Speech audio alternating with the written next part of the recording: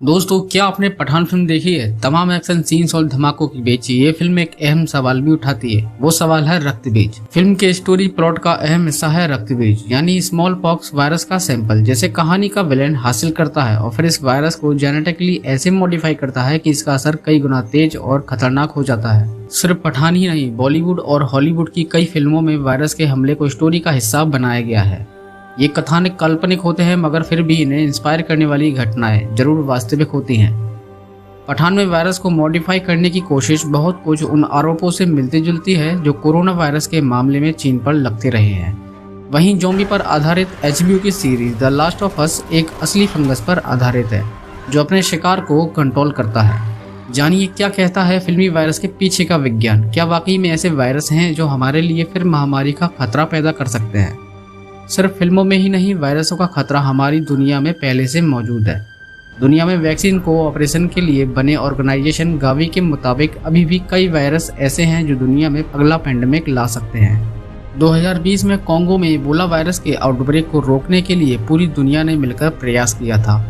फरवरी 2020 में अफ्रीका के कोंगो में इबोला का आउटब्रेक हुआ था। इससे पहले 2014 में पश्चिमी अफ्रीका में ये इबोला वायरस फैला था। इस बीमारी की पूरी तरह अप्रूव वैक्सीन अभी तक नहीं है। 2020 के आउटब्रेक के दौरान मर्क कंपनी की एक वैक्सीन का इस्तेमाल किया गया था, मगर ये अभी तक सारे टेस्ट से नहीं गुजरी है।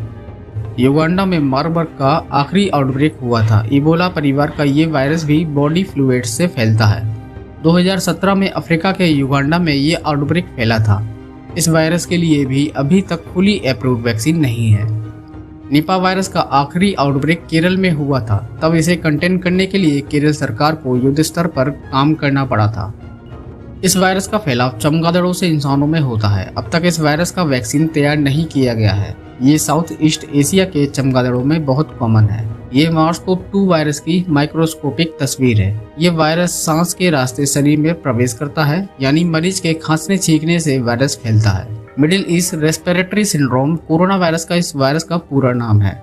ये पिछले कुछ सालों से दुनिया के लिए खतरा बना हुआ है। अब तक इसके लिए 2 वैक्सीन के ट्रायल 2 फेज तक हो चुके हैं, मगर ये अभी तैयार नहीं है।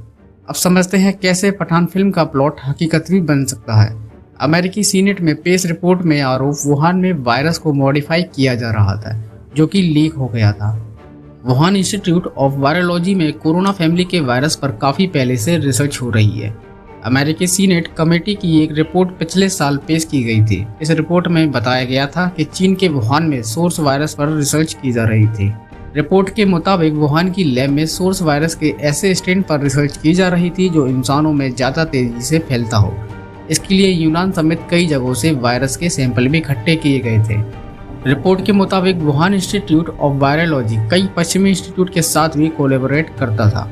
मार्च 2018 में एक ऐसे ही रिसर्च कंसोर्टियम ने defence advance research projects agency यानी डपरा से अनुदान के लिए अमेरिका में प्रेजेंटेशन दिया था। इस प्रेजेंटेशन में ये बात सामने आई थी कि वुहान के रिसर्चर्स जिस तरह के सोर्स वायरस की तलाश कर रहे थे वो उन्हें प्रकृति में नहीं मिला था। ऐसे में वह सोर्स के कुछ मौजूदा सैंपल्स को ही मॉडिफाई कर उसका असर देखना चाहते थे। डपरा ने फंड देने से मना कर दिया था। रिपोर्ट में इस बात की आशंका जताई गई थी कि वुहान की लैब में सेफ्टी के पुख्ता इंतजाम न होने की वजह से वायरस लीक हो गया और कोरोना यानी SARS-CoV-2 का कहर पूरी दुनिया पर बरसा। क्या है फिल्म और हकीकत में अंतर? क्या ये सब कुछ 3 से 4 दिन में हो सकता है? पठान फिल्म में दिखाई गई कि वायरस को मॉडिफाई करने का काम कुछ ही दिनों में पूरा हो गया। वास्तविकता में ये संभव नहीं है। पठान में जिस तरह से वायरस को मॉडिफाई करने की बात दिखाई गई है वह पूरी तरह गैर वैज्ञानिक नहीं है, मगर फिल्मी कहानी का हकीकत नहीं बन सकती, क्योंकि एक वायरस को मॉडिफाई करने का काम कुछ दिनों में संभव नहीं है। इसमें सालों की मेहनत और रिसर्च लगती है। सिर्फ यही नहीं, एक वायरस को अपनी मर्जी के मुताबिक मॉडिफाई कर पाना भी संभव नहीं है। वैज्ञानिक वायरस के प्रोटीन्स और रिसेप्टर्स को बदलकर ये देखते हैं कि इसका असर कैसे बदलता है, मगर जरूरी नहीं कि हर बार ये बदलाव उनकी इच्छा या सोच के मुताबिक ही हो। क्या ज़ॉम्बी पेंडेमिक भी बन सकता है? हकीकत वायरस नहीं, लेकिन फंगस ऐसा कर सकता है। कॉर्डिसेप्स फैमिली के फंगस कीड़ों के शरीर को पूरी तरह कंट्रोल करते हैं। उनकी मदद से दूसरे कीड़ों में भी फैलते हैं। अंत में फंगस की होस्ट बॉडी अंदर से पूरी तरह खा जाते हैं। OTT प्लेटफॉर्म HBO Max पर दिखाई जा रही web series the last of us को बेस्ट हॉरर शो कहा जा रहा है। इस सीरीज की कहानी के मुताबिक पूरी दुनिया एक ज़ॉम्बी पेंडेमिक का शिकार हो रही है। खास बात यह है कि ये पेंडेमिक किसी वायरस की वजह से नहीं बल्कि एक फंगस की वजह से हो रहा है। चौंकाने वाली बात यह है कि ये कहानी किसी काल्पनिक फंगस पर आधारित नहीं है। ये फंगस आज भी हमारे बीच मौजूद है। दुनिया के कई हिस्सों में कुछ फंगस पाए जाते हैं जिन्हें कॉर्डिसेप्स और ऑफियोकॉर्डिसेप्स कहा जाता है। ये फंगस चींटियों या ऐसे ही छोटे कीड़ों को इन्फेक्ट कर उनके शरीर में घुस जाते हैं। इसके बाद वे उनके दिमाग तक पहुंचकर उनका पूरा शरीर कंट्रोल करने लगते हैं। ये फंगस अपने होस्ट के शरीर को अंदर से खाते रहते हैं, मगर सिर्फ इतना कि वे जिंदा रहे। होस्ट किसी ज़ॉम्बी की तरह चलता फिरता है। फंगस इनके जरिए दूसरे होस्ट तक फैलते रहता है। बड़ा सवाल, क्या वाकई में ये फंगस इंसानों को ज़ॉम्बी बना सकता है? जवाब है फिलहाल तो नहीं। फंगस को सर्वाइव करने के लिए 25 से 30 डिग्री सेंटीग्रेड तापमान की जरूरत होती है। मानव शरीर के अंदर का तापमान 37 डिग्री सेंटीग्रेड या इससे ज्यादा होता है। हमारे आसपास फंगस की इतनी प्रजातियां हैं कि हम हर सांस के साथ फंगस के स्पोर्स यानी अंडे शरीर के अंदर खींचते रहते हैं, लेकिन अंदर का तापमान ज्यादा होने की वजह से फंगस सर्वाइव नहीं कर पाता। इंसानों में फंगल इन्फेक्शन ज्यादातर त्वचा पर होते हैं। शरीर के भीतर अब तक फंगल इन्फेक्शन का कोई केस नहीं आया है। चींटियों या दूसरे कीड़ों के शरीर के भीतर तापमान बहुत कम होता है, इसी वजह से फंगस उनके शरीर में फैल सकते हैं। लेकिन ग्लोबल वार्मिंग बन सकता है मुसीबत।